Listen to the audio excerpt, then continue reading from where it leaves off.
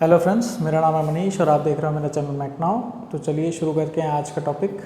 आज का basic topic है कि ड्रॉबैक क्या है। तो पहले हम ये वाला साइड का पूरा ड्रॉबैक समझेंगे। 74 के तहत क्या होता है। 74 में क्या होता है, सपोज़ कोई एग्जांपल लिया मैंने कि मैंने कोई चीज़ इंपोर्ट की, ओके, तो उसे मैंने यूज़ किया और वापस से किसी और को एक्सपोर्ट कर दिया, गॉट इट। तो वो सिनेरियो में मेरे को ये चीज़ क्या मिलेगा, ड्रॉबैक अंडर 74 मिलेगा, ओके। तो बट उसमें एक कंडीशंस ये लगाई गई है कि विद इन 2 ईयर्स आपको वो चीज़ एक्सपोर्ट करनी है, ओके। तो वो सिनेरियो में ये चीज़ पॉसिबल होगा जहाँ पे अंडर सेक्शन 74 के तहत हमको ड्रॉबैक दिया जाएगा और मैक्स टू मैक्स रेट है अपने को 98% तक मिल सकता है। अगर जो हम उसे अनयूज्ड भेजते हैं तो 98% तक मिल सकता है। अगर जो हम उसे यूज़ करके बेचते हैं तो पर्टिकुलर ब्रेकअप्स दिए हुए हैं कि 3 महीने, 6 महीने, 9 महीने तक ऐसे करके विद इन ज़्यादा से ज़्यादा 18 महीने से ज़्यादा करेंगे तो कुछ नहीं मिलेगा। 18 महीने से पहले करेंगे तो उसमें कुछ परसेंटेज हैं, वो मैं आगे डिस्कस करूँगा। आपको बताऊँगा कि भाई क्वांटम रेट क्या है इसका पर्टिकुलर ड्रॉबैक अंडर सेक्शन 74 का। तो इसमें मेन चीज़ क्या है, कस्टम्स को क्या है, ये इजीली आइडेंटिफाई हो जाते हैं गुड्स। यानी कि सपोज मैंने एक चीज़ इंपोर्ट की तो मेरे पास कुछ प्रूफ्स होंगे, डॉक्यूमेंट्स होंगे, ओके। तो एविडेंस यहाँ पे कस्टम्स के पास होगा, पता चलेगा उनको कि भाई उन्होंने इंपोर्ट इतना किया है और सामने वही क्लाइंट यहाँ से एक्सपोर्ट कर रहा है, गॉट इट। तो उस केस में इनको ड्रॉबैक देना होगा, गॉट इट। तो इसीलिए इसके क्या है, इस सिनेरियो में री एक्सपोर्टेड गुड्स के ऊपर भी ये आइडेंटिफाई होता है। अभी यहाँ पे री एक्सपोर्ट की मैं बात कर रहा हूँ और एक्सपोर्ट की मैं बात कर रहा हूँ। एक्सपोर्ट के केस में क्या है, मेरे को उसको पूरा एविडेंस देना रहेगा कि भाई मैंने ये चीज़ इंपोर्ट किया था, उसके सामने ये चीज़ एक्सपोर्ट कर रहा हूँ, ओके। और री एक्सपोर्ट के केस में क्या है, 2 चीज़ें हो सकती है। री एक्सपोर्ट के केस में, री एक्सपोर्ट में क्या है, मेरे को पता है कि मैं एक कमोडिटी में इनपुट ले रहा हूँ, एक कमोडिटी मैंने मंगवाया, सपोज एक कमोडिटी मैंने मंगवाया, ओके। उसमें क्या है, मेरे को मालूम है ये चीज़ कमोडिटी ये थोड़े टाइम इधर रहेगा 6 महीने, और 6 महीने के बाद वही चीज़ वापस री एक्सपोर्ट होने हैं। री एक्सपोर्ट का मतलब है कि गुड्स रिटर्न, मान लो एक तरह से, जैसे कि कोई है ना एग्जीबिशन के लिए मैं गुड्स यहाँ पे लेके आ रहा हूँ बाहर से, या कोई पेंटिंग्स वगैरह मैं लेके आ रहा हूँ यहाँ पे एग्जीबिशन करने के लिए, गॉट इट। तो उस सब सिनेरियोस में क्या होता है कि अंडर सेक्शन 74 के तहत वो हमसे ड्यूटी चार्ज की जाती है, और जब भी हम री एक्सपोर्ट करते हैं तभी वो उस चीज़ का ड्रॉबैक अंडर सेक्शन 74 के तहत दिया जाता है, क्योंकि वहाँ पे गुड्स आइडेंटिफाई हो जाते हैं, गॉट इट। तो उसमें ये चीज़ का खास ध्यान रखना है कि जो भी एट द टाइम हमने इंपोर्ट किया तभी हमने क्या क्या चीज़ें भरा, सपोज कस्टम ड्यूटी भरी, जीएसटी भरा, कंपनसेशन सेस भरा, तो वो सभी चीज़ हमको वापस रीइंबर्स हो सकता है और होगा 98% तक एज इट इज जाया जाए तो। With in time frame limit जो दी गई है वो मैं आगे डिस्कस करूंगा, तभी आपको पता चलेगा कि क्वांटम रेट क्या है और क्वांटम रेट में कितने कितने महीने पे कितना कितना परसेंटेज हमको ड्रॉबैक दिया जाएगा, गॉट इट। तो ये सिनेरियो है 74 में, ओके। तो उसमें आगे क्या क्या कवर होता है कि कस्टम ड्यूटी ही कवर होती है, कंपेंसेशन सेस है, जीएसटी है। तो जो भी हमने ड्यूटीज भरा है वो सब चीज़ हमको वापस मिलेगा, गॉट इट। हाँ, दूसरी चीज़ ये थी कि री एक्सपोर्ट के केस में दूसरा ये हो सकता है, सपोज फॉर एग्जांपल मेरे को मालूम है मैं 6 महीने के बाद उसको वापस री एक्सपोर्ट करने वाला हूँ। तो कस्टम्स के केस में क्या होता है, कस्टम्स क्या कहता है, ठीक है चलो आपको 6 महीने के अंदर वापस है ना भेजना है, तो आप एक काम करो, एक बॉन्ड एग्जीक्यूट कर दो। तो वो एक बॉन्ड एग्जीक्यूट करते हैं या बैंक गारंटी दे देते हैं कि भाई मैं विद इन 6 मंथ्स इस पर्टिकुलर कार्गो को री एक्सपोर्ट कर दूंगा वापस उन्हीं के पास, ओके। तो उस सिनेरियो में हमसे कस्टम्स वो ड्यूटी चार्ज नहीं करता, और सामने एक्सपोर्ट करने के टाइम पे यानी कि री एक्सपोर्ट करने के टाइम पे ड्रॉबैक अंडर सेक्शन 74 भी नहीं मिलेगा।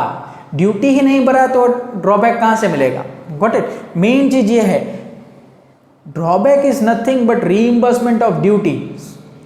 ड्रॉबैक का मीनिंग ये है कि रीइंबर्समेंट ऑफ ड्यूटी है, ना कि रिफंड। रिफंड कस्टम्स के केस में हालांकि सब लोगों को ऐसा लगता है कि भाई एक तरह का रिफंड है, लेकिन रिफंड नहीं है। रिफंड का मैं अलग बताऊंगा आपको कि रिफंड क्या होता है।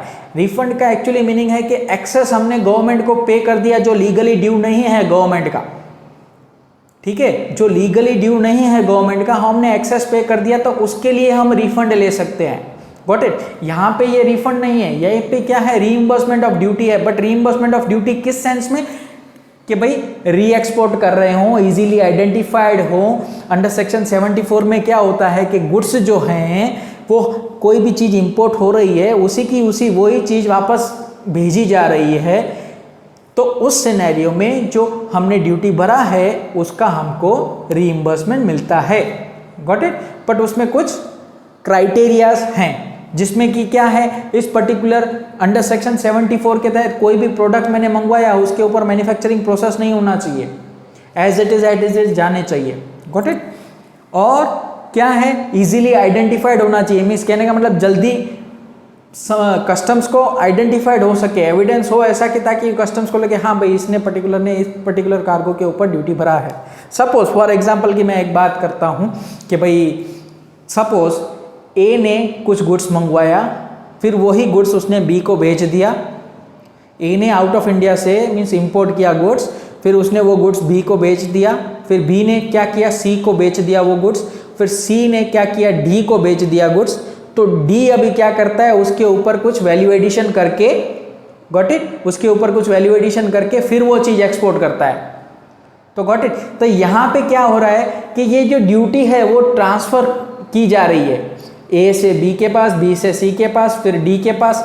तो एक्चुअली क्या है, लास्ट बट लीस्ट जो ई है जो एक्सपोर्ट कर रहा है, तो उसको जो ड्रॉबैक मिलेगा वो 75 के तहत मिलेगा, क्योंकि उसमें इजीली आइडेंटिफाई नहीं कर सकते कि भाई उस पर्टिकुलर कार्गो में जो आपने यूज़ किया है, जो इंपोर्टेड मटेरियल आपने जो फिनिश प्रोडक्ट बनाने के लिए यूज़ किया है, मीन्स फिनिश प्रोडक्ट जो बना उसमें कितना मटेरियल यूज़ किया है। अगर जे सपोज मटेरियल जितना भी यूज़ किया है तो उसके ऊपर ड्यूटी कितना लगा होगा वो हम आइडेंटिफाई नहीं कर पाते, इसीलिए वो अंडर सेक्शन 75 के तहत आता है। Got it. और इसमें दूसरी चीज़ ये है कि इसमें कस्टम ड्यूटी ही खाली रीइंबर्स होता है, ना कि जीएसटी और सेस। अभी उसका भी एग्जांपल मैं बताता हूँ, क्योंकि जैसे ये एग्जांपल मैंने ले लिया तो यहाँ पे क्या है कि ए ने इंपोर्ट किया तो उसने ड्यूटी और टैक्सेस भर दिए। ओके, तो टैक्सेस उसने भरे तो सामने उसने सेल दिखाया, तो सेल के टाइम पे उसको जो टैक्सेस भरने हैं तो वो उसमें से जीएसटी तो काट के ही भरेगा। Got it. तो उसने वो इनपुट्स तो ले लिया। Got it. तो ऐसे ऐसे करके इनपुट्स तो सभी लोगों को मिल जाएगा, लेकिन end of the day last जो ई वाला बंदा है जो एक्सपोर्ट कर रहा है उसको ड्यूटी का इनपुट्स नहीं मिला। तो ये क्या है, ड्यूटी का रीइंबर्समेंट है, खाली ड्यूटी का, ना कि जीएसटी और कंपेंसेशन सेस का। Got it. तो ये सिनेरियो है अंडर सेक्शन 75 के तहत। गॉट इट, सिंपल सी लैंग्वेज में। और इसमें क्या है कि भाई टाइम लिमिट है इसमें, अंडर सेक्शन 74 के तहत उसमें टाइम लिमिट है, 2 साल के भीतर के हमको वो चीज़ एक्सपोर्ट कर देनी है, अगर ये नहीं की तो कुछ नहीं मिलेगा। गॉट इट, समझ गया मेरी बात।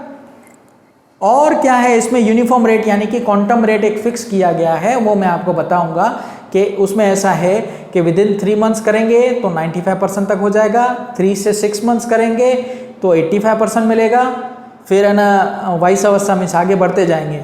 6 से 9 मंथ्स के भी more than 6 up to 9 months करेंगे तो 75% मिलेगा, फिर 9 to 12 मंथ्स के बीच में करेंगे तो हमको 70% मिलेगा। ऐसे ऐसे करके परसेंटेज कम होता जाएगा। आखिर में 18 मंथ्स से ज़्यादा के बाद करेंगे एक्सपोर्ट तो हमको कुछ नहीं मिलेगा। What it. तो ये एक क्वांटम रेट फिक्स किया गया है। वाई सा कंपेयर टू 75 में क्या है, ऑल इंडस्ट्री रेट्स हैं, ब्रांडेड हैं, स्पेशल ब्रांडेड है। उसके बारे में मैं डिटेल वीडियो बनाऊंगा, अभी फिलहाल ही मैं उसकी ज़्यादा चर्चा नहीं करूंगा, क्योंकि ऑल इंडस्ट्री रेट एक ड्रॉबैक का शेड्यूल है जो एवरेज कंजप्शन और एवरेज ड्यूटी के पॉइंट ऑफ व्यू से बनाया गया है, वो चीज़ है। और यहाँ पे ये चीज़ का खास ध्यान रखना कि जो भी ड्रॉबैक मिलेगा वो अमाउंट जो डिसाइड होगा वो वैल्यू कौन सी होगी, एफओबी प्राइस होगी। क्या होगी, एफओबी प्राइस के ऊपर डिटरमाइन किया जाता है, किसमें, ऑल इंडस्ट्री रेट में। और यहाँ पे तो क्या है, यहाँ पे किसके हिसाब से डिसाइड किया जाएगा कि ड्यूटी का कितना परसेंटेज देना है। गॉट इट, 74 में ड्यूटी का कितना परसेंटेज उसको मिलेगा, बट यहाँ पे क्या है, वैल्यूएशन का कितना परसेंटेज मिलेगा। तो यहाँ पे ये डिफरेंसेस हैं कि यहाँ पे जो है कि ड्यूटी का कुछ अमाउंट और परसेंटेज दिया जाता है, और यहाँ पे है कि भाई जो मीन्स वैल्यूएशन है, एफओबी प्राइस है कार्गो की, उसके ऊपर दिया जाता है। Got it. तो ये एक बेसिकली डिफरेंस है। यहाँ पे अवेलेबल फॉर ऑल गुड्स है, यहाँ पे कुछ नोटिफाइड गुड्स है, यानी कि शेड्यूल बनाए हुए हैं उस हिसाब से हैं। फिर यहाँ पे कस्टम ड्यूटी खाली कवर करता है, जीएसटी कंपेंसेशन सेस, यहाँ पे भी एक्साइज ड्यूटी आ गया, कुछ पेट्रोलियम प्रोडक्ट्स के ऊपर एक्साइज ड्यूटी है तो वो चीज़ के लिए। इंपोर्ट ड्यूटी एक्चुअल पेड, अगर जब पे की होगी तभी ही मिलेगा ड्रॉबैक, और यहाँ पे तो ऐसी कोई कंडीशन है नहीं। यहाँ पे मैन्युफैक्चरिंग नहीं होनी चाहिए, वहाँ पे मैन्युफैक्चरिंग और प्रोसेस किया हुआ होना चाहिए, और वैल्यू एडिशन करके ही भेजना है उसे।